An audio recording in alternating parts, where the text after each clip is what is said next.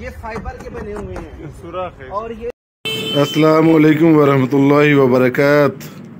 ये राज अल्लाह ताला ने आज खोल दिया है। और ये देखें, आगे जी, ये है भाईजान, ये वो राज है पाकिस्तान में जो लोग कहते हैं कि ये एक मौजज़ा है कि अल्लाह ताला के नबी जब मराज पे गए तो ये दो पत्थर साथ जा रहे थे, उन्होंने ये पत्थर बांध दिए। पाकिस्तानियों, कुछ खुदा का खौफ करो। और भाईजान ये इधर हो, ये फाइबर के बने हुए हैं।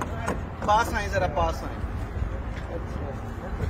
ये फाइबर के बने हुए हैं सुराख है। और ये देखें, ये इसके अंदर ये इसके अंदर एक सरिया है, और इसके अंदर एक सरिया है।